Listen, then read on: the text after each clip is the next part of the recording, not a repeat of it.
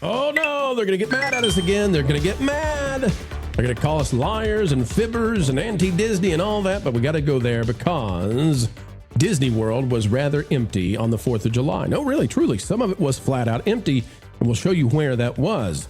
WDW Magic is carrying this. Walt Disney World wait times on July 4th so far look pretty typical for early summer. The holiday hasn't pushed crowds higher than normal summer weekend, and it hasn't thinned them out either. Okay, well, let's look. Park by park averages. What was the average wait time at Magic Kingdom on the 4th of July, which is the culmination, of course, of the 250th with the biggest fireworks you've ever seen. So 4th of July, everybody should want to be inside Magic Kingdom. All right, let's start with Epcot. We'll work our way to Magic Kingdom because Magic Kingdom's insane. The average wait time for Epcot was 33 minutes. Wow. Should be top 3 busiest days of the year, easy, especially given that this the 250th. Hollywood Studios, average wait time, 22 minutes.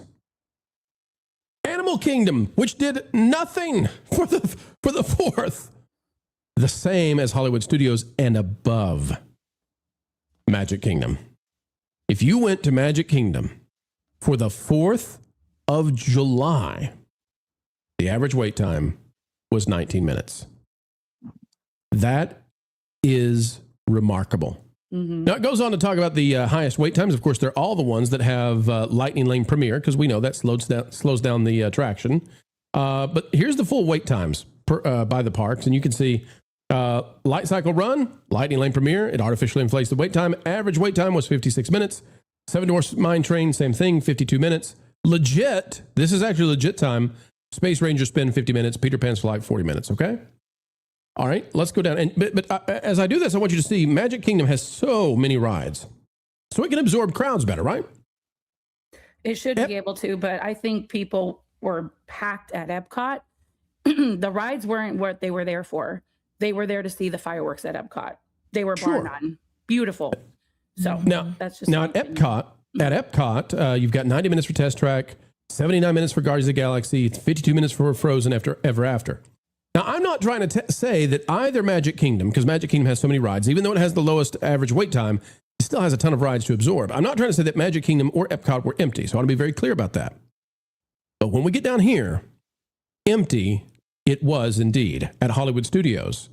Look at this and count the number of rides. Compared to Magic Kingdom, 1, 2, 3, 4, 5, 6, 7. 7 total rides. Go back up to Magic Kingdom. Look at all those rides. This is what a theme park should look like, by the way, this number of rides. I still think it needs more. Okay? Hollywood Studios has 7 total rides. And look at this. Wait times on average of 36 minutes, 30 minutes, 28 minutes, 25 minutes, 18 minutes, 17 minutes, 5 minutes. Star Tours on average was a walk-on. On average. That means it never, look, the max stayed at 5. There was never a crowd. And listen, I was there just a few weeks ago and Star Tours didn't have a line, but it still got up to 20 minutes. Yeah. And that was a blazing hot day that was not a holiday. Animal Kingdom. Flight of Passage, 54 minutes, and everything else on average. Everest was lower than 20. The hours they closed. What time did they close over the weekend? I have to look that up. Usually 9 to 6. Okay. So I would assume that was the same with Animal Kingdom. Okay. So when I say that parts of Disney World were completely empty on the 4th of July, I mean it. I mean, Hollywood Studios and Animal Kingdom were empty. So let me turn it to you ladies. Maybe Disney should have done something, at least at Hollywood Studios. Why did they not do anything special there and try to capture as much crowd as they could? I think they just wanted people at their flagship parks, maybe. You have the American Pavilion at Epcot, which, by the way, the Epcot fireworks were wow. I watched them through Resort TV 1, and they were phenomenal. I like them better than the Magic Kingdom ones this year. I don't know. You got me on what Disney's, what they think with anything these days. Well, it just seems like there's a wasted opportunity here to get people over to Hollywood Studios at least and give people a treat, and it seems to me, why have a park empty on what should be one of the busiest days? And, it is fascinating to me that it also seems, MJ, like, yeah, people looks to me like they went to Epcot instead of Magic Kingdom to a large degree. Do you think that was a misplay by Disney? Maybe they oversold Epcot and people thought, Magic Kingdom's gonna be so crowded, we'll go to Epcot instead. Is that what happened? I think that's just a mentality over the years developing from, the past few decades. But I really think the people gave an opportunity to see Spaceship Earth in all her glory. It was beautiful. The fireworks were astronomical, and they were hyping this up too, for a while on television. The Sure. commercial, the promotions, I should say, television. I sound like an old lady. I think with all the hype and all the promotions, and they were announcing on Disney Plus. I know not a lot of people have that subscription, but I do because I have to do my homework and my research. They were really gravitating towards the ceremony and the specials. They had the Air Forces flying over. There was just a lot going on. It's the 250th. So I think that Disney did a really good job at promoting all of these events and festivities. I don't think people were there for the rides. I think they were there for the merch, the performances, the entertainment, and the nighttime fireworks. That's where I stand on that one. Mm-hmm. Sure. All right, well, let's see if we can get a success this time. We're going to try to bring Ron in and see if we've got our technical issues solved. Ron, how you doing, buddy? Oh, nope. Poor thing. Sorry, Ron. All right, so if we go, let me check this real quick. If we check thrillData.com, I want to see how Disney did in terms of attendance for their parks. Let me see if we've got Walt Disney World. Yeah, I wanted to see the graph from last year, if you happen to have that with that one. That would have been a good comparison. But the Nashville, I hate switching the subject, but while you're looking that up, the Nashville Orchestra, they did an amazing job. They were streaming live on Disney Plus. I thought that was great. They had everybody there. Lauren Daigle did a great performance on stage, and she just took my breath away. I was like, wow, this is great. I have never seen her perform at any great like a holiday event before, and it was just great. And then they had a few other people. They had Boys to Men. They had some a few other bands, but I think between the music and the fireworks and the orchestra, it was amazing. So across the country. So I've got this ready to share. Let me see. Let's see if it'll allow it. This is going to be rather difficult because these are so teeny weeny, itsy bitsy, tiny. Is there a way to zoom in? Let's see. It really won't let me zoom in. I wanted to get just the day. Okay. So on the 5th, the average wait time for Magic Kingdom was 14 minutes, which is just crazy low. If we go back, can I just do 1 pixel? No, it's going to be so impossible. Even moving 1 pixel puts me back in June. Let's try 1 month. There we go. Okay, got it. Now we've learned something together. Okay, so here's the average wait times for, let's see, if we do 6 months. Yeah, we can do 6 months. These are per day. Yeah, okay. All right, so for the 4th, the average wait time for Magic Kingdom was 23 minutes. But if you look at that, that's actually less than just random days in April. So this is the problem that I'm seeing for Disney is the fireworks may have been amazing. Epcot may have been jubilant. But we can all look at this line and say it's been dropping ever since January. I mean, this is a steady decrease, and we really didn't get a significant pop. I mean, July 4th was still less than June 30th.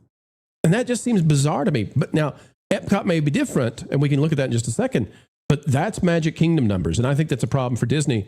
I want to ask you, ladies, what do you think do you think the resort hopping issue is stopping folks locally from going? They're mad about that or frustrated with it. Do you think that's maybe Disney overplayed things there? I don't think so. I really think that from the research I did with the resorts, they were all sold out. I think people were watching these shows from their resorts. That's true. They're booked solid, especially during a busy weekend like that. Sure. Members were on their balconies. The beach, they blocked off with barricades. In the Polynesian, they had an expectancy of guests. So they blocked all that off for them to be able to enjoy. So it doesn't shock me that people were watching this from the boardwalk, from the Poly Beach, from their balcony, at the Contemporary. people were probably not in the parks that much and, you know, just got a really cool spot to sit down and watch the fireworks, perhaps.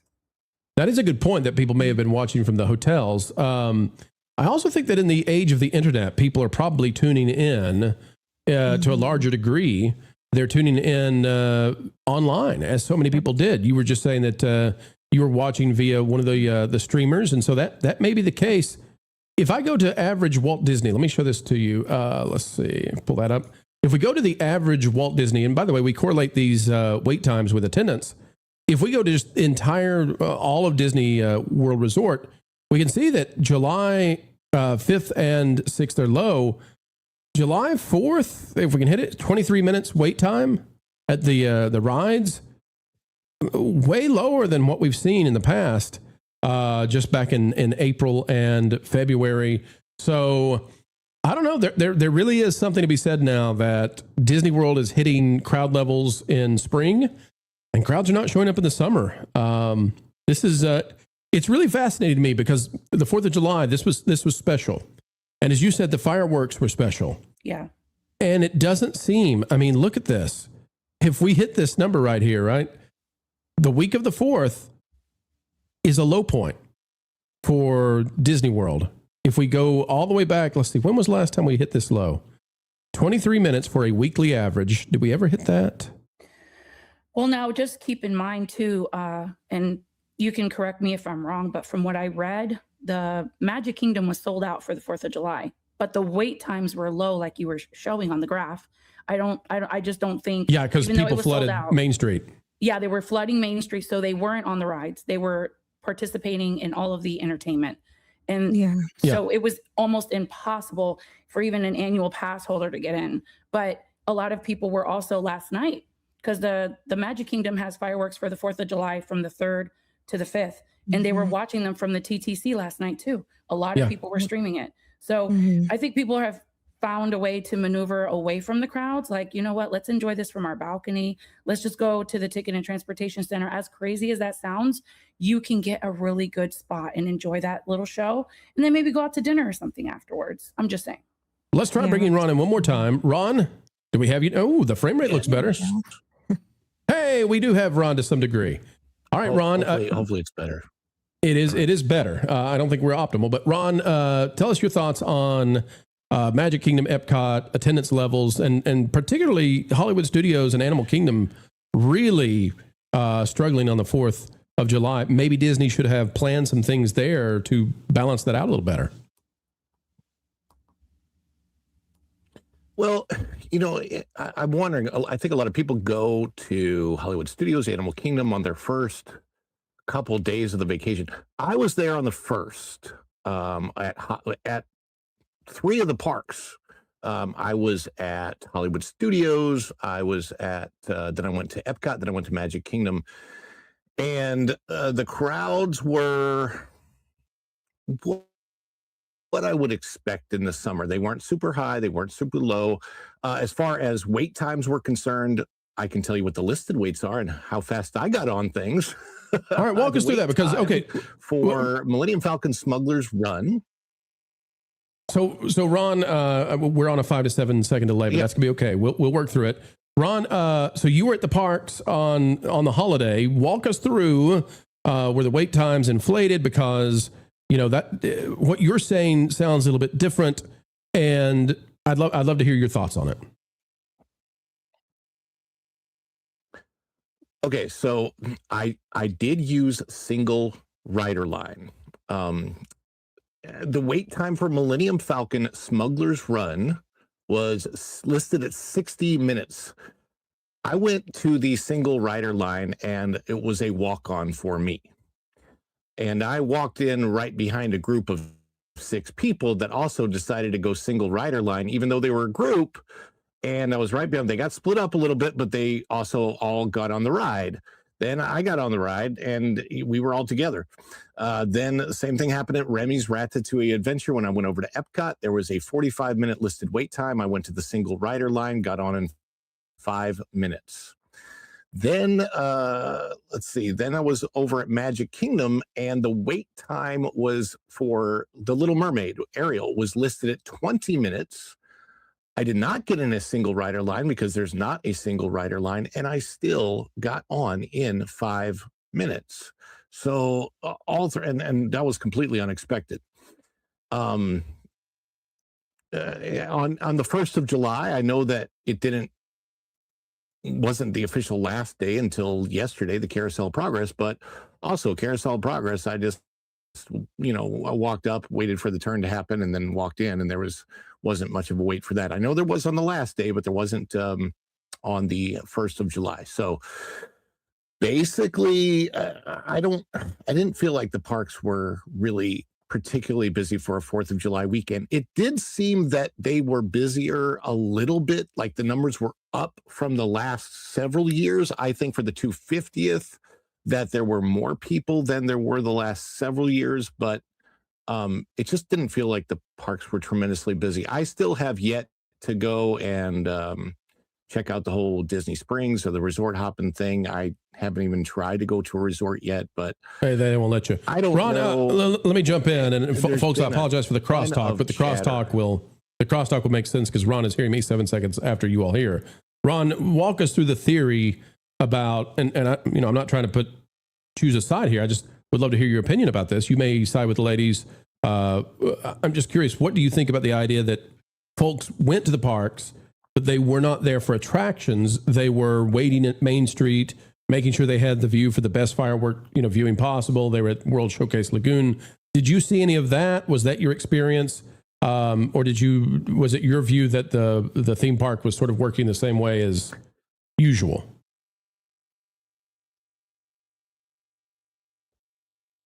Okay, so on the 1st, it was pretty much the same as usual, although even then I saw a lot of people like hanging out for the parade.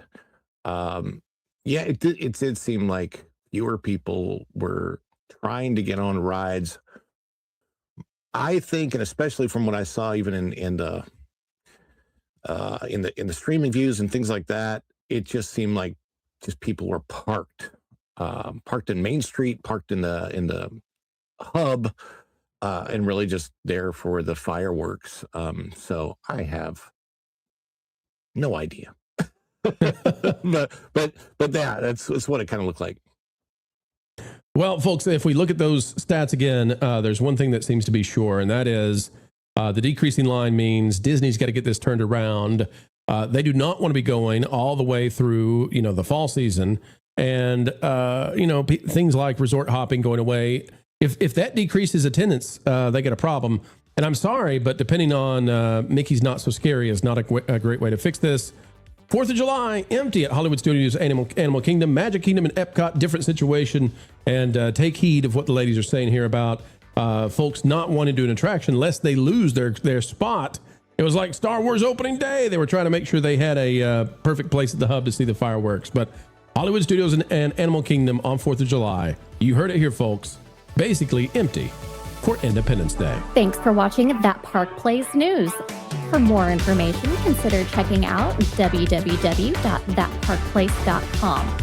And don't forget to subscribe, share, like, and send this out on your favorite social media accounts.